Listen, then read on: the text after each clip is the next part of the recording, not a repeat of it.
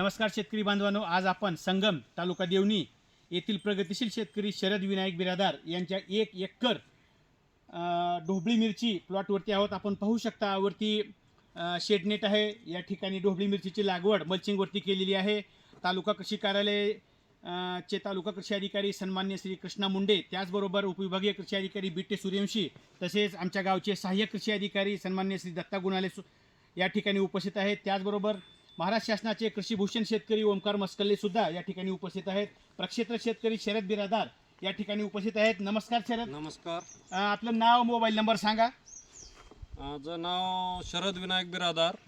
Mobile number आहे 73 5006 2434. बरं, ठीक आहे. ही ढोबळी मिरचीची संकल्पना पारंपरिक पिकाला फाटा देणारी असून तुम्ही ही कशा प्रकारे, म्हणजे कुठून माहिती घेतली किंवा ज्ञान कुठून घेतलं? मी बारामती कृषी प्रदर्शन केविकीला गेलो होतो. तिथले सर्व साईड्स बघून प्लॉटला विजिट देऊन सनी माझ्या मनामध्ये ही कल्पना आली. आल्यानंतर पोखरा योजनेतून शेडनेट घेतलं. शेडनेट घेतल्यानंतर हे शिमला मिरचीचं नियोजन मी चालू केलेलं आहे. ठीक आहे. पोखरा नानाजी देशमुख कृषी संजीवनी योजना खरंच कृषी संजीवनी योजना आहे कृषी विभागाची. यस. तर कुण्या वर्षी तुम्ही हे घेतलं तर शेडनेट? 19-20 साली. 2019-20 साली. किती खर्च आहे शेडनेटचा? त्याचा जवळपास मला टोटल 24.5 लाख आला होता. बरं, ठीक आहे. आपण पोखरा म्हणजेच नानाजी देशमुख कृषी संजीवनी योजनेविषयी प्रत्यक्ष गावचे सहाय्यक कृषी अधिकारी सन्मान्य श्री दत्ता गुणाले साहेब या ठिकाणी. नमस्कार साहेब. पोखरा योजनेमधून नानाजी देशमुख कृषी संजीवनी योजनेतून घेतले म्हणतात, काय सांगाल? पोखरा योजनेमधून कसं दिलं आपण? प्रथमतः नानाजी देशमुख कृषी संजीवनी प्रकल्प 2019-20 या गावात, म्हणजे या साली या गावातून आम्ही 5 शेतकरी ट्रेनिंगसाठी तळेगाव दाभाडे येथे पाठवले होते. त्या ट्रेनिंगसाठी यांचे शरद बिरादार यांचे वडील श्री विनायकराव बिरादार, महेश पाटील, निळकंठ प्रभुराव पाटील असे आणखी 2 असे मिळून 5 शेतकरी गेले होते. त्यापैकी शरद बिरादार हे होतकरू शेतकरी असल्यामुळं यांनी खूप मनावर घेऊन बरेच ठिकाणी शेडनेट बघून आर्थिक बाजू सुद्धा विचार करू आम्ही करायचं ठरवलं. आणि ज्यावेळेस करायचं होतं त्यावेळेस आमच्याकडे तेवढी आर्थिक बाजू जमायची नव्हती. आणि आम्हाला शेडनेटची जी सह्याद्री कंपनी आहे नाशिक येथील सह्याद्री, त्यांनी ती आमच्या समोर एक प्रपोजल ठेवलं की ठीक आहे, आपली सबसिडी निघाल्यानंतर उर्वरित बिल भेटेल. आमचा प्रोजेक्ट खर्च होता 24.5 लाख रुपये. सबसिडी होती आम्हाला 19,50,000 रुपये. बँकेचे विषय होता अटीचा.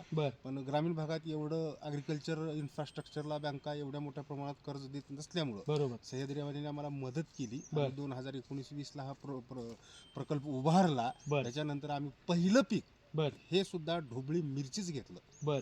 सुदैवाने आम्हाला त्यावेळेस शेतकऱ्याचं सुदैव, त्यांच्या कष्टाचे फळ व्यवस्थित झाले. त्यांना भाव सुद्धा 40 रुपयापासून 65 रुपये प्रति किलो असा सुंदर भाव भेटला.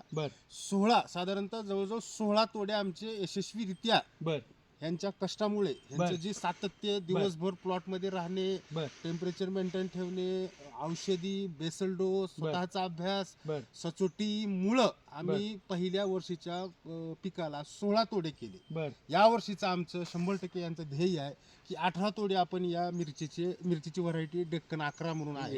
इंडस 11 आहे मिरचीची व्हरायटी. आता यावर्षी काय होते बघू. सध्या आता आज 31-32 दिवस लागवडीचे झालेले आहे. किती एकरचं शेडनेट आहे हे? शेडनेट आहे 1 एकरचं. लागवडी क्षेत्र आपल्याला 36 गुंठ्याचं करेक्ट भेटतं. कशा प्रकारे सबसिडी दिल्या तुम्ही त्यांना? One time. किती 1 एकरला किती खर्च आणि सबसिडी किती आहे? प्रोजेक्ट खर्च हा 24-24.5 लाख रुपये आहे. सबसिडी 19,50,000 रुपये आपली महाराष्ट्र शासन कृषी विभाग आणि नानाजी देशमुख कृषी संजीवनी प्रकल्पाअंतर्गत भेटलेला आहे. म्हणजे जवळपास 80% आसपास सबसिडी. 80% सबसिडी पडली व्यवस्थित? पडली सर. एक टाइम वन टाइम. शेतकरी अतिशय खुशी आहेत, सुखी आहेत नानाजी देशमुख कृषी संजीवनीच्या बाबतीत. प्रत्यक्ष त्यांचं आजचं पीक या शेडनेटमध्ये काय आहे ते पाहूया. आता हा मिरचीचा प्लॉट दिसत आहे, ढोबळी मिरचीचा. व्हरायटी कोणती आहे? ही आहे इंडस 11 बेळगाव पोपटी. किती एकर मध्ये लावलेली आहे? हे 1 एकर मध्ये आहे जवळ. किती स्पेसिंग आहे? ही स्पेसिंग 5 फुटाची आहे. म्हणजे 2 ओळीमध्ये सरी मधलं अंतर 5 फूट. झिगझॅग पद्धतीची लागवड आहे. झिगझॅग पद्धतीची लागवड या ठिकाणी पाहू शकता. हा प्लॉट इथं इथं इथं इथं अशा प्रकारे. तर 1.5 फुटावर झिगझॅग पद्धतीची लागवड आहे. ठीक आहे. मल्चिंगचा पेपर कसा आहे? मल्चिंग किसान आहे. 25 मायक्रोनचं जाडी आहे. ठीक आहे. एका एकर मध्ये जवळपास 36 गुंठे प्रत्यक्ष लागवड आहे. किती रोपं लावलेली आहेत? 9,200 रोपं लावलेली आहे. कुठून आणलेले आहेत रोपं? हे आणलेले आहे भजबळकर टेक्नॉलॉजी, पंढरपूर, चिकमौत.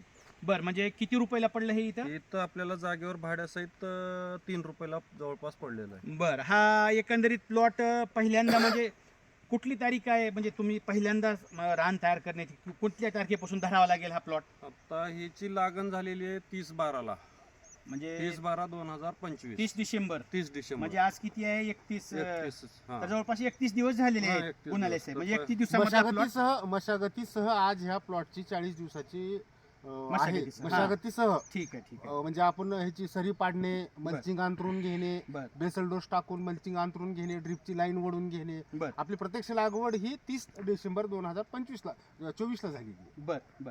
तर मग मला सांगा, यामध्ये तुमचे रोप किती बसलेले आहेत आता? 9,200. 9,200 रुपये. 5 फुटाची सरी आहे, झिगझॅग पद्धतीची लावण आहे, मल्चिंगची ही केलेली आहे. या ठिकाणी फॉगर पण दिसत आहेत. फॉगरचं काय आहे या ठिकाणी, तुम्ही काय केलं? फॉगरचं कसं आहे, आता आपल्याला दुपारच्या टेम्परेचर मध्ये तर डायरेक्ट चालू करता येत नाही ती. त्याच्यामुळं आपल्याला सकाळी 10 ते 11च्या दरम्यान फॉगर चालू करायचं. बर 1 तास चालू ठेवायचं 10 ते 11. बर 11 नंतर त्याचा जो आर्द्रता आहे हवेतली त्यांनी त्या शेडनेट मधली कमी करेल. बर. पुन्हा जवळपास चला, 2-3 हा. वाजेपर्यंत चलत. हां हां 2 ते 3 वाजेपर्यंत चालू करायचं आणि 3च्या बाद 3 ते 4, 4 ते 5 परत चालू करायचं. बरं, म्हणजे एकूण फॉगर्स किती आहेत आपल्या ह्याच्यामध्ये? 216. 216 फॉगर्स आहेत. म्हणजे जवळपास एका एकरच्या क्षेत्रामध्ये 3 बाय 3 मीटरवर एक फॉगर्स लावलेला आहे. हा, थोडं फॉगर्स कर दाखवता का 216 कॅमेरा तुमच्या foggers पाठीमागे? हे बघा, इथं फॉगर्स आहे, इथं दाखवा कॅमेरा. वरती करा पाटील. हा, या पुढे इकडे. ठीक आहे. म्हणजे जवळपास 36 गुंठ्यामध्ये हे क्षेत्र आलेलं आहे. तर आता पहिला तोडा कधी होईल ढोबळी मिरचीचा? बघा 30 डिसेंबर म्हणल्यानंतर 55 दिवसाला पहिला तोडा होतो. बर. तर आपला 30 म्हणजे 25 25 जानेवारी 26 तर असे जानेवारी किती तोडे होतील? तोडे किती होतील तुमच्या तोडे अंदाजे? आता माझ्या ह्याच्यानंतर